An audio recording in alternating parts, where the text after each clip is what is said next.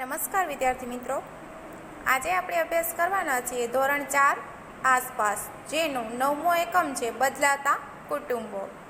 બરાબર, આપણા કુટુંબ પરિવાર જે પણ સમયાંતરે બદલાવ લેતા હોય છે, કુટુંબ પરિવારમાં પણ પરિવર્તન આવતું હોય છે.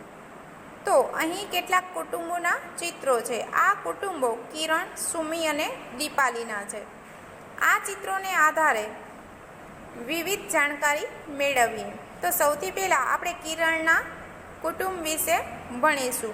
બરાબર, એટલે કિરણની વાત, એના પરિવારની વાત કહે છે. તો અહીંયા ચિત્ર પણ આપેલું છે. કિરણના કુટુંબમાં ખૂબ જ ઉત્સાહ છે.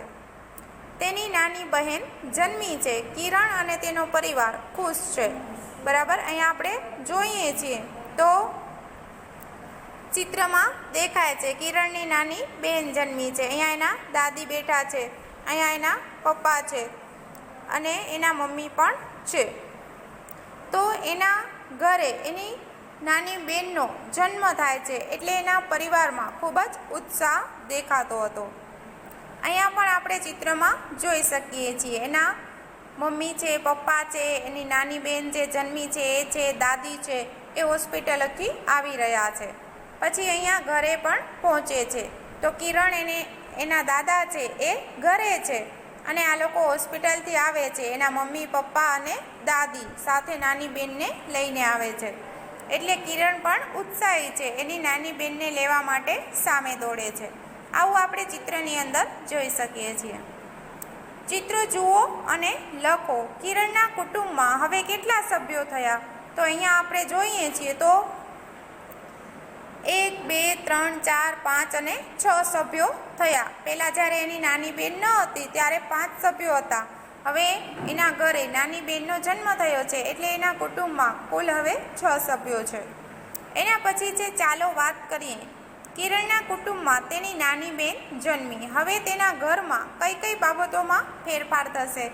તો એના ઘરે નાનકડી બહેનનો જન્મ થયો છે, તો એના ઘરમાં ઘણી બધી વાતમાં ફેરફાર થશે, ઘણી બધી પરિસ્થિતિમાં પણ ફેરફાર થશે. કારણ કે ઘરમાં નાનું બાળક હોય તો ઘર આખું બદલાઈ જતું હોય છે.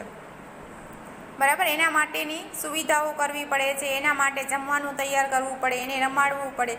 તો આવા ઘણા બધા પરિવર્તન આવી જતા હોય છે. રહેણી કહેણીમાં પણ ફેરફાર પડી જતો હોય છે. કિરણ તેનો દિવસ કેવી રીતે વિતાવશે? તો આનાથી આગળ તો કિરણને માત્ર લેસન અને પોતાનું જ કામ હતું, પણ હવે એ એની નાની બહેનને રમાડવા માટેનો સમય પણ ફાળવશે. એના પછી છે એની મમ્મીને હવે કયા કયા કામ વધશે? તો નાની બહેન છે એની સાર સંભાળ રાખવી, એના કપડાં ધોવા, એના માટે જમવાનું તૈયાર કરવું, બરાબર, એની માવજત કરવી. તો આવા કેટલાક કામ છે એ એના મમ્મી માટે વધી જતા હોય છે. પછી જે ઘરમાં નાનું બાળક હોય તો કેવા ફેરફાર જોવા મળે? તો ઘરમાં નાનું બાળક હોય તો આખા ઘરે એનું ધ્યાન રાખવું પડે છે, એને ક્યાંય નુકસાન ન થાય. બરાબર, એની સાર સંભાળ રાખવી પડે છે. એ ઊંઘતું હોય તો ઘરના કોઈ સભ્યો અવાજ પણ નથી કરતા, એના માટે સ્પેશિયલ અલગથી આપણે જમવાનું તૈયાર કરતા હોઈએ છીએ. પછી આપણે એને રમાડતા હોઈએ છીએ, એના માટે આપણે રમકડાં લાવતા હોઈએ છીએ. તો આવી ઘણી બધી સુવિધાઓ આપણે કરતા હોઈએ છીએ. કાંઈ પણ નવી વસ્તુ હોય તો આપણે એના માટે સ્પેશિયલ મૂકતા હોઈએ છીએ. એના પછી છે તમે જાણતા હો તેવા કુટુંબમાં નાનું બાળક હોય તો તેના વિશે જાણકારી મેળવી નીચેના પ્રશ્નોના જવાબ લખો. બરાબર, તમારા પરિચયમાં કોઈ કુટુંબ હોય કે જેના ઘરે નાનકડું બાળક હોય, એમના આધારે આ પ્રશ્નોના જવાબ લખવાના છે. તમારી આજુબાજુ કોઈ બાળક નાનું હોય એવું પરિવાર બી ચાલે, અથવા તો તમારા સગા સંબંધીઓમાં કોઈના ઘરે નાનું બાળક હોય તો એ પરિવાર પણ ચાલે. એમાં સૌથી પહેલાં પ્રશ્ન છે કે તમારી આસપાસ સૌથી નાનું બાળક કોના ઘરે છે? તો તમારી આજુબાજુ, તમારી શેરીમાં કે તમારા નગરમાં અથવા તો તમારા ફળિયામાં કોઈના ઘરે નાનું બાળક હોય તો એનું નામ લખવાનું છે. પછી બાળકનો જન્મ ક્યારે થયો હતો એ પણ લખવાનું છે. તમને ખ્યાલ ન હોય તો એને પૂછી પણ શકાય. તે બાળકની ઉંમર કેટલી છે? તો એ આપણે અંદાજિત લખી શકીએ. તમારે એની સાથે શું સગપણ છે? તમારું સગું થાય, તમારું પડોશી થાય, તમારા નજીક રહે છે, જે પણ તમારું સગપણ હોય એ લખવાનું છે. બાળકનો જન્મ ક્યાં થયો હતો એ પણ આપણે લખવાનું છે. આ બધા જે પ્રશ્નોમાં માહિતી તમને ખ્યાલ હોય તો ડાયરેક્ટ લખી દેવાની છે. જો આપણને ખબર ન હોય તો એને પૂછી લેવાનું. બાળકને દાંત છે તો બાળક સાવ નાનકડું હશે તો એને દાંત નહીં હોય, થોડું મોટું હશે તો દાંત આવી ગયા હશે. બાળકને શું ખવડાવાય છે તો એ બાળક ખોરાકમાં જે લેતું હોય એ આપણે લખવાનું છે.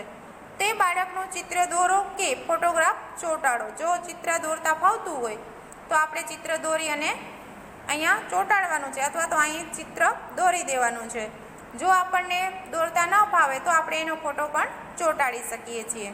તો આ વાત થઈ કિરણના કુટુંબની.